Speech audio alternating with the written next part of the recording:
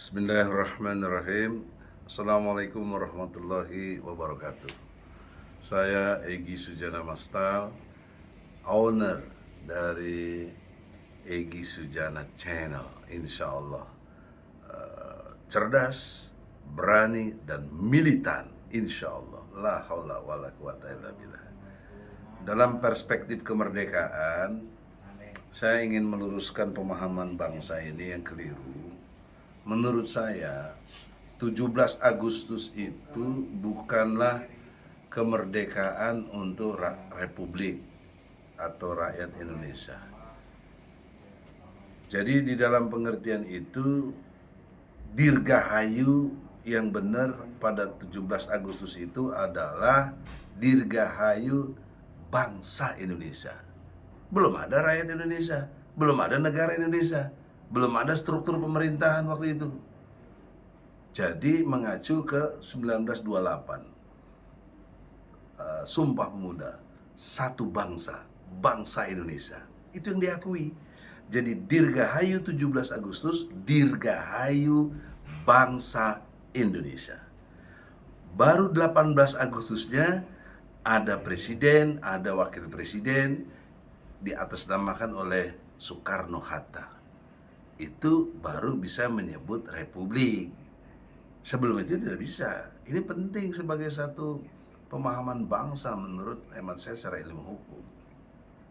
Maka oleh karena itu, kemerdekaan sesungguhnya harus dilihat background filosofis, historis, sosiologis. Ini nggak bisa dunia mengakui dalam teori membangun satu negeri yang berdasar kepada hukum. Filosofis, dulu bangsa Indonesia animisme, bahkan politeisme. Terus bergeser perjalanan sejarah, kita percepatlah namanya Wali Songo. Wali 9 yang dimuliakan Allah, mempunyai peran masing-masing, mempunyai gerakan yang masing-masingnya mempunyai satu kedaulatan dalam berdakwah dengan berbagai versinya. Maka sampailah kepada gerakan politiknya namanya Masyumi. Jadi Masyumi sebagai representasi umat Islam, karena di situ ada NU, ada Muhammadiyah, ada Persis, ada Perti, ada SI, dan berbagai elemen bangsa dalam pengertian yang berdimensi orientasi dalam perjuangan Islam. Nah, dalam konteks Masyumi inilah pendiri negara merumuskan yang dimaksud dengan perpindahan nilai-nilai yang tadi sifatnya politeisme, animisme, sinkretisme, bahkan kemusyrikan pada umumnya, berubah menjadi tauhid. Apa bukti saya? Pasal 29 ayat 1 UUD 45 dan ayat 2-nya, negara Republik Indonesia berdasar kepada ketuhanan yang Maha Esa. Ayat 2-nya, negara menjamin warga negaranya untuk melaksanakan keyakinan yang diyakininya. Nah, siapa yang dimaksud Tuhan Maha Esa? Ada disebut dalam mukadimah alinea ketiga, berkat rahmat Allah dinyatakan kemerdekaan bangsa Indonesia. Jadi hanya satu Tuhan yang disebut namanya Allah. Tidak ada konsep Tuhan lain. Dan di seluruh dunia, menurut kajian saya, mungkin saya keliru, tapi sampai hari ini saya meyakininya, tidak ada di dunia ini yang berdasar negaranya itu kepada Tuhan, kepada Allah, cuma Indonesia. Dan itu peristiwa peran ulama yang sangat besar, dari para Wali Songo kepada Masyumi, dan kemudian pemberontakan-pemberontakan yang terjadi dihadapi dengan ulama-ulama. Terutama waktu di Surabaya, tidak boleh ada yang melupakan Kiai Haji Hasyim Asy'ari, kakeknya Gus Dur. Kemudian diteruskan anaknya Wahid Hasyim, dan kemudian Gus Dur yang komunitas NU. Tapi sebelahnya Muhammadiyah dipimpin oleh Ki Bagus Hadikusumo tahun 1945 itu. Dialah yang merumuskan ketuhanan Maha Esa itu adalah Ki Bagus Hadikusumo. Setelah 7 kata dicoret dalam konteks Piagam Jakarta, maka dalam perspektif hukum harus diakui dan mutlak diakui bahwa ketuhanan yang Maha Esa menurut sejarahnya, menurut filosofisnya, menurut penjelasan Ki Bagusnya adalah surat Al-Ikhlas. Qul huwallahu ahad, Allahus samad, lam yalid, walam yulad, walam yakul lahu kufuwan ahad. Itu exactly ada dalam kodifikasi sejarah di negeri kita ini. Jadi tidak berlebihan kalau saya mengklaim bahwa Pancasila dan Undang-Undang Dasar 45 berkesesuaian dengan ajaran Islam. Tapi kita dikerjain oleh orang-orang yang jahat, yang anti-Islam, seolah-olah Pancasila dan Islam bertentangan. Islam dan Pancasila bertentangan. Diciptakan satu skenario terorisme, hal-hal lain yang membuat kita terpojok secara sistem ideologi dan ajaran yang harus kita yakini kebenarannya. Maka oleh karena itu, kita tiba saatnya insya Allah besok, atau tepat yang disebut 17 Agustus 1945, kita peringati jadi yang ke-76 tahun. Kalau orang-orang udah tua, udah uzur, kakek-kakek. Tapi hingga detik ini, pengkhianatan terhadap Pancasila dan Undang-Undang Dasar 45 selalu diputar balik seolah kita kelompok Islam yang melakukan satu pemberontakan dan lain sebagainya. Padahal sejarah menyatakan pemberontakan itu oleh PKI ya, 1948, 1965, dan terus mereka bergerilya untuk menjadikan negeri ini komunis.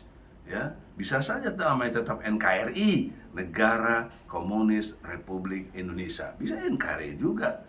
Saya berani mengatakan ini karena ada yang mengklaim di dalam konteks partai politik, dalam hal ini PDIP, oleh Ripka Ciptaning yang dengan terang-terangan aku bangga jadi anak PKI. Harus dicermati dong, bahwa dia sudah juga mengklaim dalam satu siarannya punya kader sampai 15-20 juta yang siap bergerak. Anda bayangkan dengan fenomena yang terakhir juga, banyaknya TKA Cina, ya, tidak bermaksud saya rasialis, tapi kecewa saya secara ilmu hukum, sudah dilarang oleh Menteri Hukum dan HAM, ya, tetapi belum lama ini dibolehkan lagi oleh Kementerian dari Maritim, oleh Luhut Panjaitan, yang memungkinkan masuk kembali tenaga kerja Cina itu. Dan terus dalam situasi pandemi yang tidak mengenakan ini. Dan kita tahu Cina itu rakyatnya dididik secara militer atau wajib militer, maka yang masuk ke sini diduga punya kemampuan militer, dan saatnya nanti bisa seperti Tibet yang direbut oleh Cina sedemikian rupa. Nah, ini warning yang sangat serius, ya. Jadi dalam kemerdekaan ini saya tidak bisa mengucapkan dulu dirgahayu kepada Republik ini. Saya bisa mengucapkannya dirgahayu bangsa Indonesia. Tapi sebagai Republik Indonesia, saya masih sangat kecewa berat karena 76 tahun saya merasa tidak ada kemerdekaan. Bicara saja tidak dibenarkan. Saya pernah mengalami di penjara, dan juga beberapa aktivis teman lain, dan juga yang sekarang Habib Rizik Syihab sedang masih di penjara dengan pendekatan ilmu hukum yang tidak benar, yang harusnya bebas demi hukum. Nah, oleh karena itulah peran ulama itu dan aktivis yang betul-betul komit kepada ajaran Islam, karena saya ketua umum HMI sejak tahun 86 sampai 88, ya, periode pertama HMI MPO, untuk yang berkekuatan untuk menegakkan ajaran Islam. Insya Allah sampai hari ini HMI MPO masih eksis. Ada orang mengatakan HMI sudah tidak ada karena sudah tidak berperan dalam pengertian pecah belah dan lain sebagainya. Itu orang-orang yang dengki, tidak melihat fakta sejarah. Hari ini HMI MPO justru yang mengumandangkan tentang revolusi. Adik-adik saya dipimpin oleh Afandi Ismail, saya sangat bangga dengannya karena dia berani gagasan untuk revolusi tegaknya agama Allah ini. Maka selanjutnya, menyedihkannya kemerdekaan kita, refleksinya dengan tarik tambang, balap karung, panjat pinang, Nah, tarik tambangnya kita capek tarik menariknya. Tambangnya diambil Amerika. Ya, dan banyak negara-negara asing lainnya. Kita cuma dapat tarik-tarikannya doang, tambangnya ke sono, ya. Coba ya, Freeport dengan emasnya, batu baranya, uraniumnya, dan lain sebagainya di tempat-tempat lain yang begitu banyak sumber daya alam. Saya doktor bidang sumber daya alam yang sekolah lewat program S3 Institut Pertanian Bogor. Saya mengerti bagaimana menghitung sumber daya alam dikonversi menjadi rupiah. Satu contoh yang mendasar adalah emas. 1 gram hari ini kurang lebih yang murni itu dihargai 1 juta kurang lebih. Fluktuasinya begitu. Bayangkan berapa juta ton kita punya emas. Atau yang sudah dikeruk sejak tahun 62 oleh Freeport itu. Mana konversinya? Kalau lihat di tempatnya Papua, Papua tidak kita lihat sebagai kemajuan yang berkemajuan. Maafkan saya, tidak bermaksud menyinggung siapapun. Tapi kita lihat fakta, banyak kemiskinan masih di sana. Jadi kemana uang ini? Oleh 7 presiden. Ya, sejak Soekarno 62 sampai hari ini Jokowi memimpin negeri ini tidak melakukan satu perubahan yang dahsyat untuk kemajuan kesejahteraan. Padahal tugas pokok presiden yang utama adalah menjaga tumpah darah seluruh rakyat Indonesia. Yang kedua, mensejahterakan umum kepada seluruh rakyat Indonesia. Yang ketiga, mencerdaskan kehidupan bangsa. Yang keempat, menjaga politik bebas aktifnya untuk menjaga perdamaian dunia, untuk ikut serta tidak adanya penjajahan di muka bumi ini harus dihapuskan. Itu tugas pokok presiden yang sudah dilimitasikan di dalam Undang-Undang Dasar 45. Tapi kenapa dalam tiap-tiap pemilihan capres-cawapres bikin visi misi yang menyimpang dari 4 pokok tugas dari presiden itu sendiri, ya. Dan sekarang juga Undang-Undang Dasar 45 diagendakan untuk diamandemen, ya, untuk membuka PPHN, ya, pokok-pokok haluan negara, atau apa yang dimaksud dengan pokok-pokok dalam konteks negara ini, itu akan dimasukin pasal-pasal itu yang saya pahami, ya. Padahal tidak perlu, amat sangat tidak perlu, kalau kita cerdas dalam berbangsa dan bernegara ini. Di dalam pengertian Undang-Undang Dasar 45 sesungguhnya yang asli, itulah yang masih bisa orisinil. Tinggal kita membatasinya dengan pengertian-pengertian berikutnya. Seperti misalnya, kalau yang dulu tidak ada pembatasan presiden, tinggal dimengerti sekarang sudah cuma 2 periode, tapi sekarang digagas bagaimana bisa 3 periode. Nah, inilah. Dan juga yang paling mengerikan lagi, udah ada gagasan dari KPU, juga dari pemerintah, suara-suara pemilu ditunda sampai tahun 2027. Jadi dengan otomatis tambah 3 tahun. Jadi memang mau dibikin periodenya jadi 8 tahun sekali. Nah, ini yang kita lihat sebagai satu upaya-upaya jahat, pengkhianatan konstitusional, ya. Maka oleh karena itulah, orang-orang yang cerdas, ulah cicing mae, jangan diam saja, ya. Mari kita bangkit untuk meluruskan bangsa ini supaya tidak dipimpin oleh orang-orang yang serakah, yang zolim, yang musyrik, yang membuat dia jauh dari ibadah kepada Allah.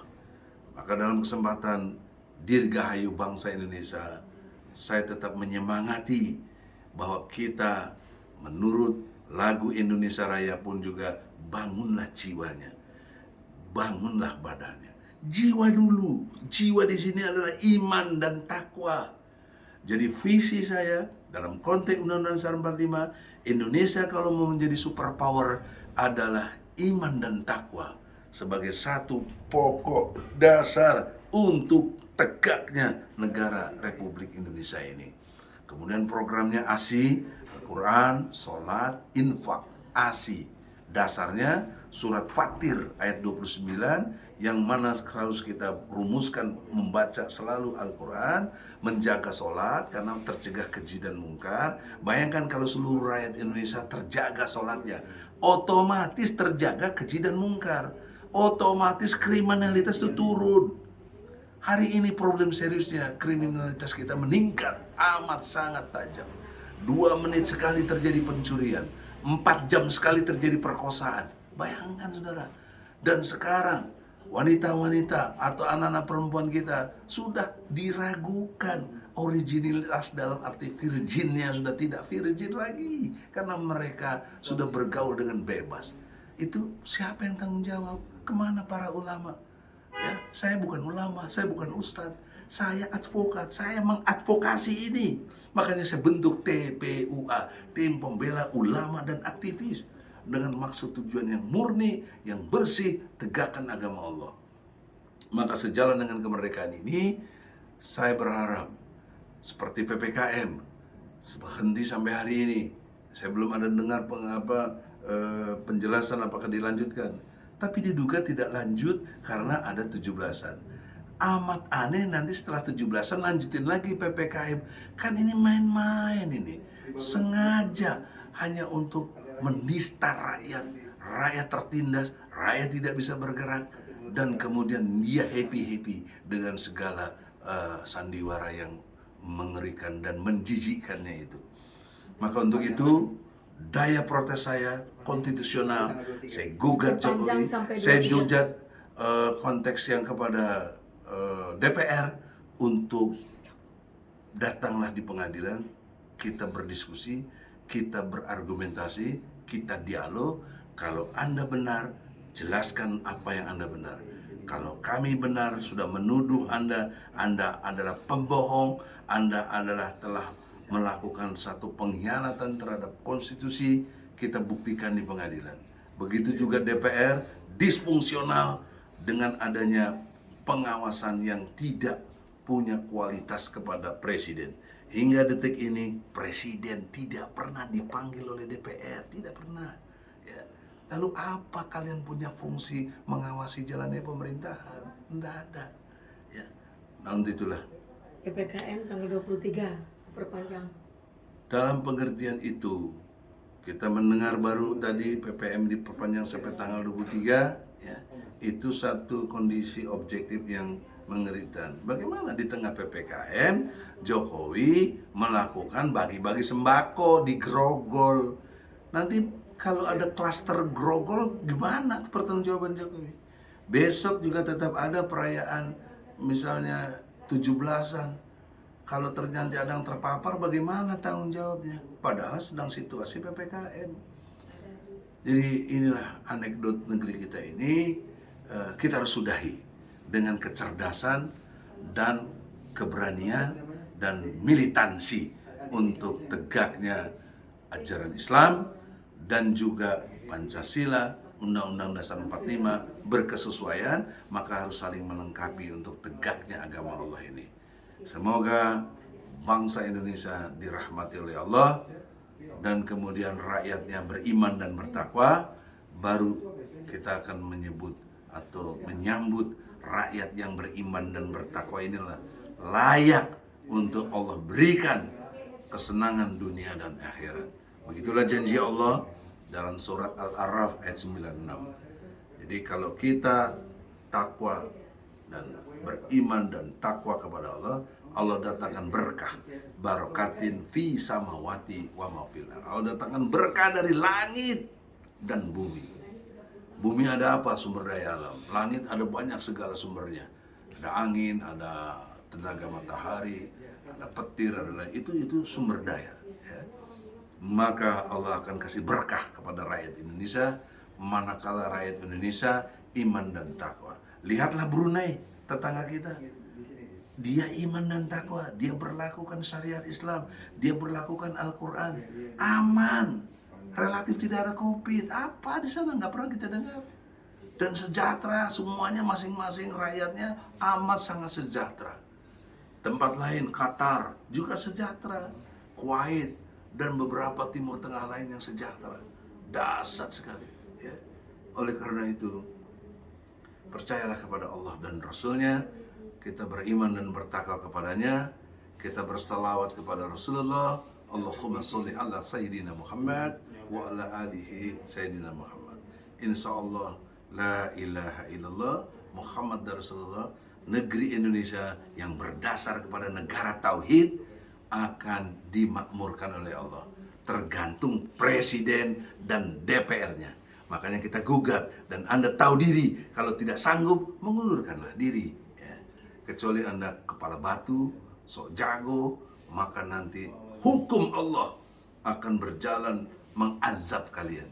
Semoga Allah berpihak kepada kejujuran, kebenaran, dan keadilan. Terima kasih. Assalamualaikum warahmatullahi wabarakatuh.